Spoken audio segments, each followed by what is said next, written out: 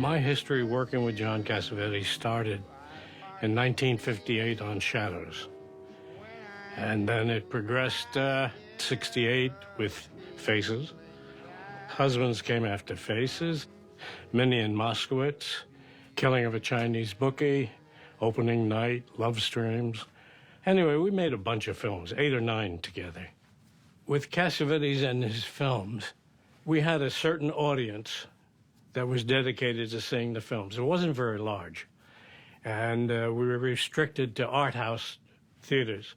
And even if we were successful, the next film was always something where we had to start all over again. His reputation was fine, but they had difficulty putting the money behind the projects. And he would invest his own money and get the crew to work for very low wages. And I remember going back to Faces, like no one got paid in front of the camera or behind the camera, ever, until we got the picture making money. And then we paid everybody. And it was a kick because nobody knew anything, including me. So we got to learn the equipment and learn each other and went on from there. With Love Streams, I got a call from John, and we talked about the beginning of Love Streams, how he had talked to Canon, and they were interested in doing it, but that I had to then talk to Canon and set the deal and do all of that. Menachem Golan particularly, and Yoram Globus, really liked making films, genuinely. And they had been used to making a certain style of picture, and, low budget.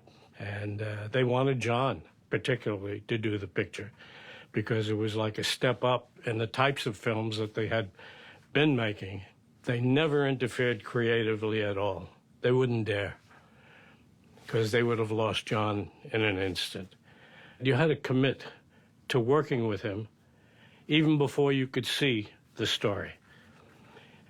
I had learned from past experience that even when I'm given a script ahead of time and I read it, that it's in the doing, because inevitably the story was going to change. I mean, it was a living thing.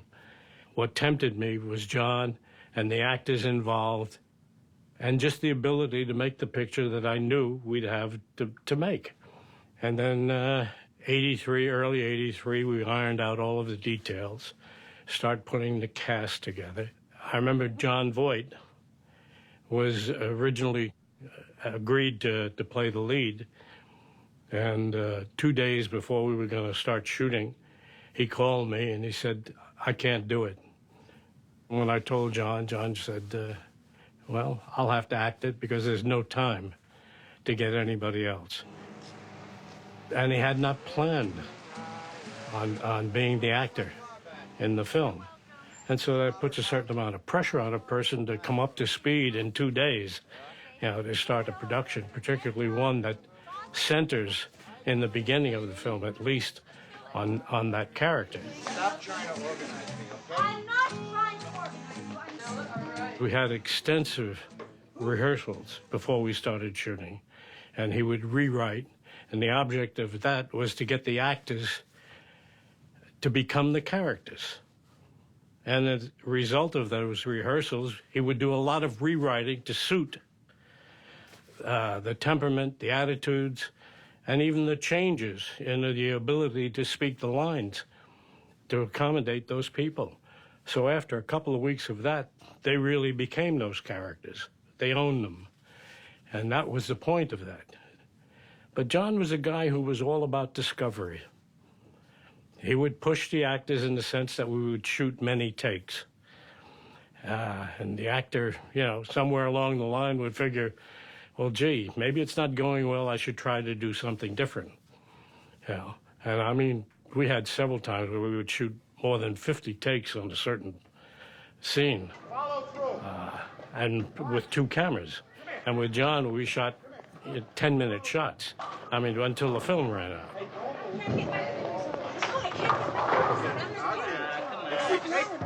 Hey, put some of this right there. But it was a great experience for everybody, and particularly for the actors, because they learned that he wasn't going to cheat them, that he wasn't going to make them look bad, that they could trust him. And that develops over time because there's no shortcut to that. And so they would go beyond what they thought they could do. Put the chalk on there. Now watch this. Watch. Pull it out. Okay? One. It's all right. Come on. You see? Hey, there you go. It was easy. Give me that. Now, in 30 seconds, you are going to be laughing helplessly, okay? You don't believe me, huh? You want to bet? Jenna Rollins, What do you bet? particularly in Love Streams, Oh, cheapskate. exemplifies an actress that knows her profession. She's a brilliant actress, but more than that, she's a very intelligent actress and gets into her parts after a lot of soul searching and would not do something unless it agreed with her attitude towards the character. She once said to me that the object of an actor is you must find a way to defend the character. Are you ready? Here it goes. All right. You think you're not going to laugh? And she was never difficult. But it's like she had to be convinced that the character was going in a certain direction for her. And she has ideas about what her character can do and what it can't do. And inevitably, she's correct. So there were some standoff issues between she and John, off camera, that they always worked out. When I made the deal with Canon for Love Streams, Menachem Golan and Yoram Globus were going to be the producers of record. And so they said, but we'd like you to take executive producer. And I operated as the production manager also. We had an Israeli camera crew. And after the first 2 days of shooting, John was ecstatic, loved it. After the third day, John came in and said, you have to shoot this, Al. I said, I'm not going to do it. I'm already doing enough that keeps me busy for 6 days a week. He said, no, you've got to shoot the picture. I said, screw you, John. I'm not shooting it. Next thing I know, I'm talking to Menachem Golan, and he's saying, Al, please, Al, you have to shoot this. He says, give me 2 weeks. I'll find somebody to come in and do it. And I said, no, I'm not doing it, Menachem. I already have a lot on my plate. Al, please, for me, you have to do this. So I shot it for the 2 weeks. Menachem showed up, and I said, who did you get? He said, just keep going. I'll get somebody. I said, Menachem, bullshit. I said, I'll do the shooting. On Love Streams, for locations, we used John and Jenna's house. And we had used that in just about every film that we did. Because when John was financing the majority of the budget, the house being his made it a simple location to do. Please sit down. Thank you. On Love Streams, as all the other films, there is no typical day of shooting. You'd come in early in the morning, find out what the first scene he wanted to shoot. He would ask, how long is it going to take to light the scene? Get ready for the shot. And if I said 20 minutes, in 10 minutes he'd show up and say, what the hell are we waiting for? You know, God damn it. Actors want to act. They don't want to wait around, all that stuff. And I said, John, I told you 20 minutes, that's what it's going to be, or if it's longer. It's not because I want to delay the production. With John, I never jumped ahead of him. Perhaps I had an idea where he wanted to go, but I really never let that enter my thoughts on any kind of determined thing for me to do. Because everything changes, it's a state of flux. And like I said, he was always trying to discover something in the characters that would excite him.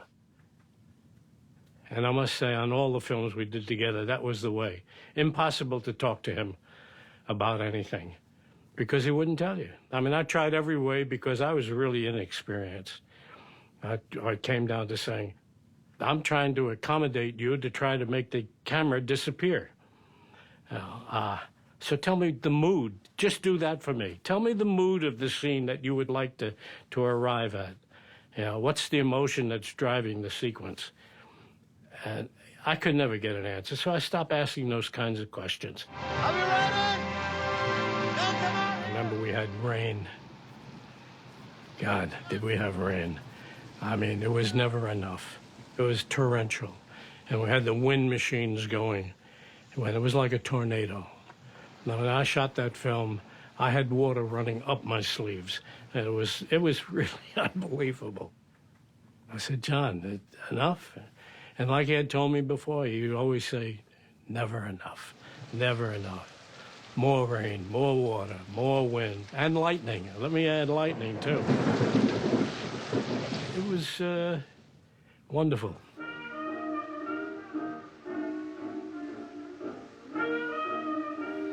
And as a result, I only thought about the particular scene that we were shooting at the time we were shooting it. And I thought of everything in terms of mood, the emotional content of the sequence. And always in the back of my head, I always thought about music. Every scene has its own rhythm. And within that rhythm, particularly if you're doing handheld, of where the shot is continuous and you're going from one character and panning to the other character, I try to, in my own mind, have a rhythm going in my head so that it would keep it more fluid and just emphasize whatever the scene was. Love is a fantasy little girls have. Okay, I'm tired. I just want to be by myself. Yo, how old is she? 13? I mean, is she 13 years old? It was about spontaneity. He wanted everybody to bring something to the set, and that included the people behind the camera and those in front of it. You know, so it was a fun time, a frustrating time, an angry time, all of those things together. You know, but it makes it exciting to come to work. Love Streams, as far as challenges to making it are concerned, was really no different than any of the other pictures. Robert, how are you? We never had enough money to start with. But we had many locations and a lot that we had to finagle to get, you know, faking airport lobbies and using crew members. I remember the still photographer, Francois Duhamel, and he wound up playing a porter in a scene with Jenna. Excuse me, but I'm American and I must have your help. I can't do it. Please, come with me. I have all of this luggage and please, I'll give you... So we pressed everybody into service. We had John's mother-in-law in the pictures. We had John's mother, even his father at times, and certainly Jenna's brother, David. Everyone I can think of that he knew wound up being in the pictures. Where I acted in the film, and John got behind the camera, was in the offices of the lawyers. I represent Mrs. Lawson. Have you two met? Yes. Yes. Are you comfortable with? Oh, yes, sure. And I represented Jenna, and another actor represented Seymour. Hello. But I really think it was an excuse for John to get behind the camera. I always believed that was the case. If there's one thing that stands out for John, his dedication, he completed what he started. He was so committed to what he was doing that he begged, borrow, steal, get money, do whatever was necessary to finish the project. John would mortgage his home to get some money to put towards the budget. And I just would have to remind people that it was both John and Jenna who assumed those risks. You don't run into people like that too often, you know, who are willing to put everything up to risk. With Cassavetes's illness, which wasn't apparent to me at first, and I must say I might have been blind to that, but when we started Love Stream, I never thought about that at all. But obviously he had been suffering from cirrhosis of the liver. But it was unknown to me, and he never said, I'm not feeling well, or, I got to take it easy or anything like that. And we just moved along. So how he dealt with it himself, like everything else, he kept it to himself. Was he happy? Listen, it's the dream of every creative artist to work on a film and to keep working on it over and over and over again, because you're never satisfied. There's always something you want to change or you want to develop. I mean, this looks like somebody died and went to I can only tell you that he wouldn't have put it out unless he liked what he had.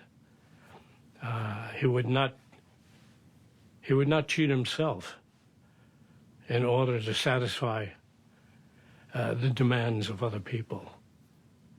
With Love Streams, it didn't get much circulation. Canon was going through some difficult times in their corporate structure. They couldn't afford or wouldn't afford the kind of publicity that you need for a picture, particularly for John's pictures. You got to make the audience want to come to see the film. I mean, major studios do it in different ways, but with us, we had always relied on word of mouth. And that worked fine. But with Canon, you had to do more than that because we were overcoming their own reputation. And they couldn't afford it. They wouldn't do it. So the picture died a kind of unnatural death. I spent a lot of time with him, maybe 28 years in total. But I can't say I really know him. I just know that he affected a lot of people, particularly those that worked on the films. John made it possible for me to change my life, which was great. I don't know where I'd be or what I'd be doing had I not taken this path. John had called me, it was 2 weeks before he died, and we talked about a lot of things, and he thanked me for a lot of things that he never said before. It made me feel bad,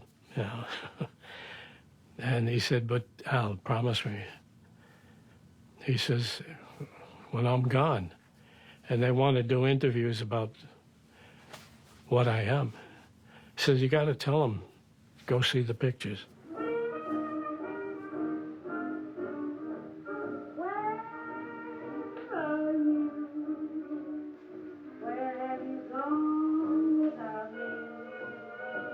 I thought you cared about me. Where